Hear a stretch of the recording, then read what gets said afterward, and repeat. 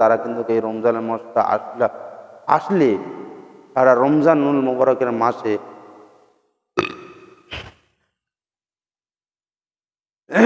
যদি কোনো একটা ছাত্র পরীক্ষা এক্সামের সময় আসলে তার অতিরিক্ত প্রেশার পড়ে যায় তার পড়াশুনো করার জন্য, পড়াকে মুখস্থ করার জন্য, ঠিক এই মাসটাই কোনো আল্লাহর আবেগ বান্দা, আল্লাহর মাহবুব বান্দা যদি থেকে থাকে, সেই আল্লাহ মাহবুব বান্দারা তারা দেখবেন এই মাসটাকে পাওয়ার জন্য দিওয়ানা হয়ে থাকে। যখন এটা পেয়ে যায় তখন সে ব্যস্ত থাকে, আমি কোন সময়টা কি করব। দেখবেন আল্লাহর অলির মানুষরা, আল্লাহর মহব্বত করনেওয়ালা, এই মাসটা যখন আসবে আল্লাহর অলি বান্দা তখন এমনি তারা খুব কম কথা বলে থাকে। এই মাসটা যখন তাদেরকে তারা তাদের জবানটা আরও কম করে দেয়, সবসময়ের জন্য আল্লাহর জিকির করতে থাকে, আল্লাহর তসবিহ করতে থাকে, দরুদ পড়তে থাকে, যেন প্রত্যেক কদম কদমটাকে যেন সে যেন বিফলে না যায়। কেন এই মাসটা 70 গুণ ওজর দান করবেন বলেছেন, 70 গুণের আজর আপনাকে দান করবে বেগয়ের হিসাব। বান্দা তুমি জানো না আমি তোমাকে কি পরিমাণে আমি তোমাকে দান করব। বেগয়ের হিসাব বলছে, ভাবা যায়? বেগয়ের হিসাব আল্লাহর বান্দা, আল্লাহই দেবেন। বেগয়ের হিসাব কেমন দেবেন না দেবেন সে আমার আল্লাহই ভালো জানেন। আল্লাহ যখন দেবেন বলেছেন তো অবশ্যই দেবেন। এইবারে এই রোজাকে আমরা কিভাবে পালন করব এটাও আমাদের ব্যাপার। রোজা এখনকার অনেক রকম কোয়ালিটির রোজা মানুষ হয়ে গেছে, মানুষ অতি ব্যস্ততার সাথে মানুষ এখন চলছে। এখন মানুষ নিজেকে নিজের মতন করে করতে চাইছে, যার জন্য আমরা ফেল হয়ে যাচ্ছি। হার কাজে আমরা ফেল হয়ে যাই কেন?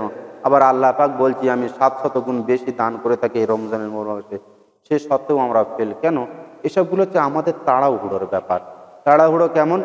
যেমন আমি করেছি, এটা আমি করেছি, আমি নামাজ পড়েছি, আমি করব, এটা আমি করেছি, এটা আমি দিয়েছি, এই যে আমি, এটা আমি করবই, এটা আমাকে করতে হবেই, এই যে আমাকেই করতে হবে, এই থেকে আমরা বেরোতে পারি না। এটা কিন্তু সম্পূর্ণ এক হিসেবে যদি দেখতে চান আপনি, কিন্তু এই কথাগুলো শিরিক হয়ে যায়, আল্লাহর সাথে শিরিক হয়ে যায়। এখন তো শিরিক বহু রকমের মানুষ শিরিক খুঁজে বেড়াচ্ছে। যেমন আমি ধরো একটা কাজ করছি, আমি ধরো একটা ঘর তৈরি করছি, তৈরি করার সময় সেটাকে আমি কি বলছি, ঘরটা আমি তৈরি করছি, কিন্তু আমরা এটা বলিনি আল্লাহ পাক তৌফিক দিয়েছেন ঘর করার। আল্লাহ পাক যেমন দিয়েছে আমি আল্লাহ ঠিক তেমন হবে ইনশাআল্লাহ। আল্লাহকে আমরা শামিল করি না, যার জন্য আমাদের বরকতটা যে আজরটা বেগয়েরি হিসাবটা সেটা আমরা পাই না কখনো। যার জন্যে মনে হয় এই যে আয়াতটা, এই যে আয়াতটা মিথ্যা। এমনও আছে নাস্তিক আজকাল দুনিয়ায় দেখা যায় এই আয়াতের উপরেও তারা দোষ খুঁজে বেড়ায়। বেগয়েরি হিসাব যখন চাইবে এর অনেকই হিসাব আছে। আপনি এই রমজানুল মুবারকের মাসে ঘর থেকে ঘুম থেকে ওঠার পথে ঘুমনেও এবাদত, ঘুম থেকে উঠছেন তো শুরু করছেন তখনও এবাদত, আপনার প্রত্যেক শ্বাস প্রশ্বাসে আপনার এবাদত। তাহলে আমাকেও ঠিক কীভাবে চলতে হবে, তারপরে যে আমরা এটা পাবো? আল্লাহর প্রতি ভরসা আমাদের নেই। আল্লাহ যখন আমাদের বলেছেন যে আমি দিয়ে থাকি এবং দেব, এই মাসটা যখন আমার হাতে, আমাকে কি করা দরকার?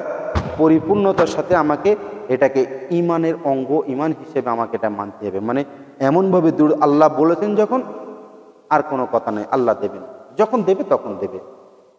কি কখন দেবে আমার দেখার দরকার নেই। যদি আপনি এইরকম নিয়ত যদি আপনি গাঢ় করে নেন, মজবুত করে নেন, পাহাড়ের মানে পাথরের মতন যদি শক্ত করে নেন এই ইয়েটাকে, ইমানটাকে, তখন দেখবেন আপনার যে চাওয়া, আপনার যে পাওয়া, আপনি সব কিছু অটোমেটিকলি আপনি পেতে থাকবেন।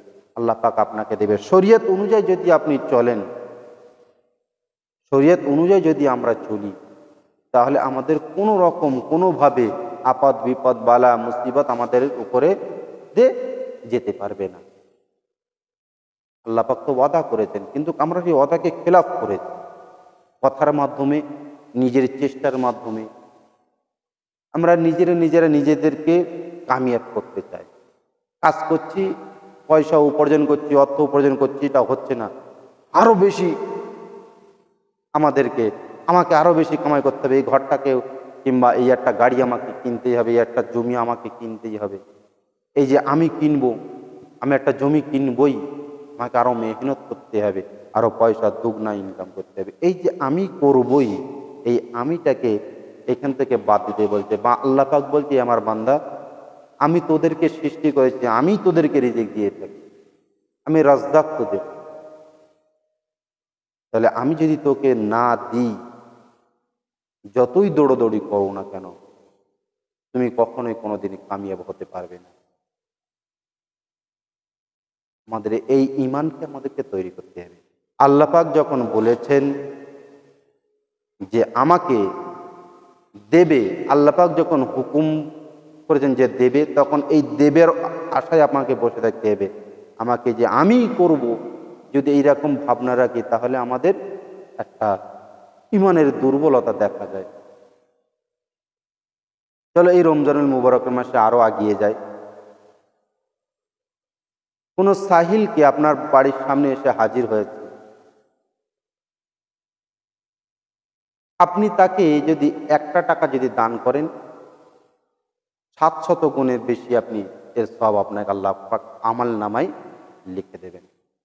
এখন এই রমজানুল মুবারকের মাসে আপনি একটা জানোয়ারের প্রতিও আপনাকে ভালোবাসা দেখাতে হবে। আপনার সারা জীবন জানোয়ারের প্রতি আপনাকে ভালোবাসা দেখাতে হবে, মহব্বত দেখাতে হবে।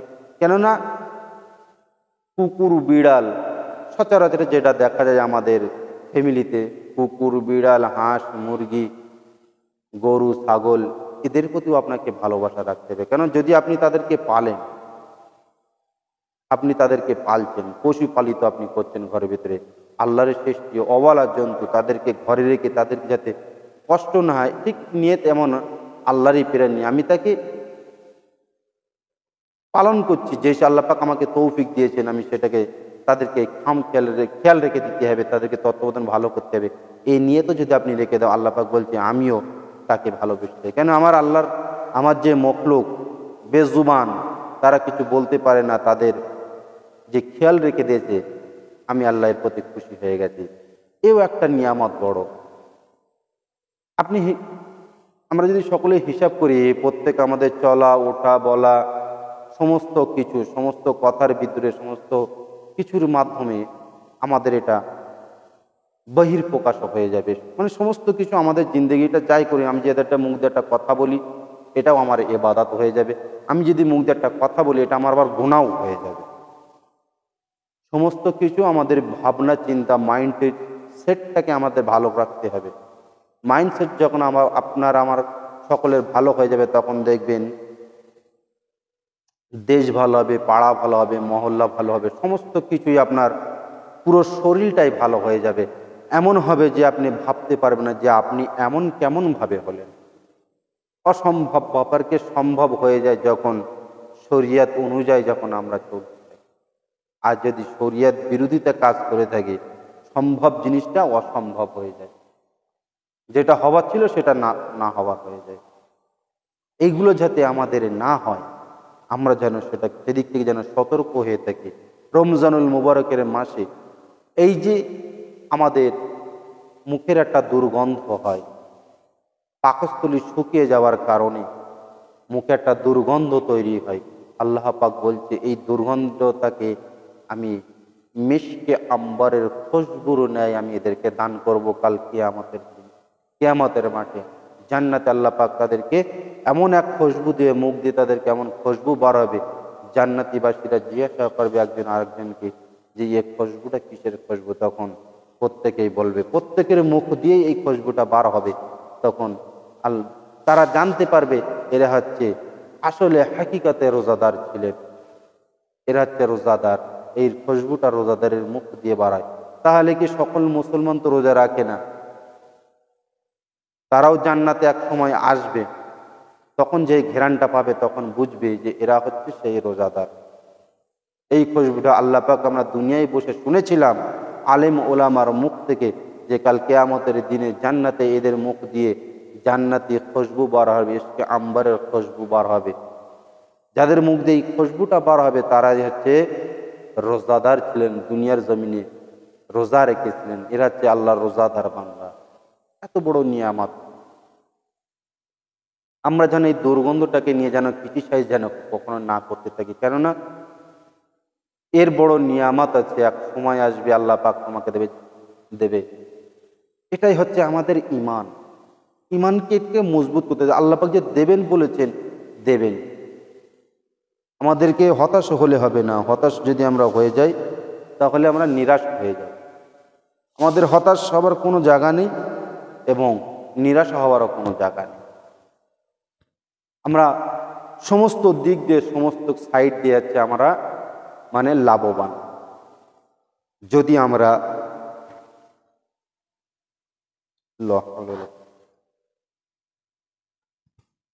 দরুদ শরীফ পড়ি। আল্লাহুম্মা সাল্লি আলা সাইয়্যিদিনা ওয়া মাওলানা মুহাম্মাদ ওয়া আলা আলি সাইয়্যিদিনা ওয়া মাওলানা মুহাম্মাদ।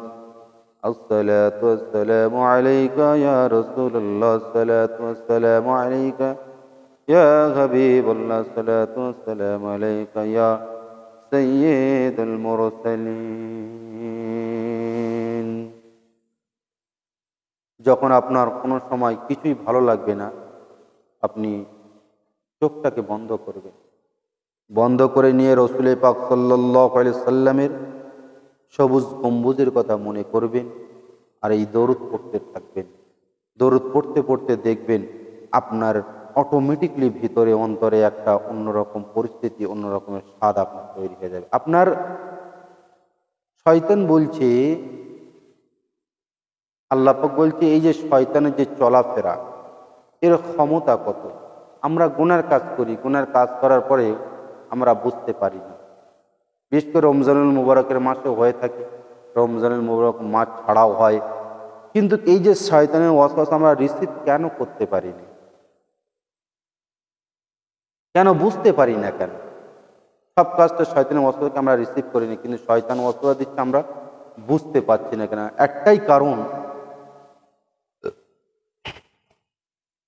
আল্লাহ পাক শয়তানকে এত ক্ষমতা দিয়েছে, এত শক্তি দিয়েছে যে মানুষের শ্বাস প্রশ্বাসের ভিতর দিয়ে আসা যাওয়া করতে পারে, এমনকি তার রক্তের সাথে সাথে শিরায় সে অক্সিজেনের সাথে সে তার চলার ক্ষমতা আল্লাহ তাকে দিয়েছে। যার জন্যে মানুষ যখন কোনো গুনার কাজ হয়ে যায়, কোনো শিরকি কথা হয়ে যায়, তখন সে বুঝতে পারে না। একটাই কারণে, তখন সে তার বুঝ এটাই থাকে, আমি যেটা বলছি এটাই সত্য আর এটাই ঠিক। বুঝে আসছে? এই জন্যই বুঝতে পারে না, কেন শয়তান তার নিঃশ্বাসের সাথে সাথে অক্সিজেনের সাথে শয়তান বসবাস করছে, তার রক্তের সাথে শয়তান বসবাস করছে। তাকে ধোঁকা দেওয়া এমন কোনো ব্যাপার না। যখনই আপনি এই দরুদটাকে পড়বেন, ভালো করে মনে রাখবেন, কোটি টাকার সব কথাবার্তারা, কোটি কোটি টাকা হয়তো আপনি মূল্যায়ন করতে পারবেন না। আপনারা যদি এটাকে আমল করে থাকেন তাহলে বুঝতে পারবেন যে কথার কত দাম, এই ইবাদতের কত দাম, কত মূল্য। আমরা কত পিছিয়ে আছি, আমরা এসবগুলো কেন করি না? তখন এইরকম আপনার মনে হবে। যখন আপনার ওয়াসওয়াসা আপনাকে যখন দেবে, আপনি যখন বুঝতে পারবেন না যে হারাম কাজ আর হালাল কাজ, তখন আপনি কি করবেন? একটু চোখটা বন্ধ করে আমার রসুল পাক সাল্লাল্লাহু আলাইহি ওয়াসাল্লাম মদিনা শরীফে ইয়াদ করে নিয়ে আমার রসুলের নামের একটু দরুদ শরীফ পড়ে নিন। দরুদ পড়ার পরে দেখবেন আপনার মনের অন্তরের ভিতরে পুরো ক্লিয়ার হয়ে যাবে। দরুদ যখন আপনি পড়বেন তখন শয়তান আপনার ভিতরে থাকবে না, তখন সঙ্গে সঙ্গে সে বাইরে বেরিয়ে আসবে। যখন বাইরে বেরিয়ে আসবে তখন আপনি সঠিক সিদ্ধান্তটা আপনার ভিতরে অটোমেটিকলি হয়ে যাবে ইনশাআল্লাহ। এটা আপনি করে দেখুন। যদি আপনি ফায়দা না পান আমাকে বলবেন, চ্যালেঞ্জ করছে আপনাদের সাথে।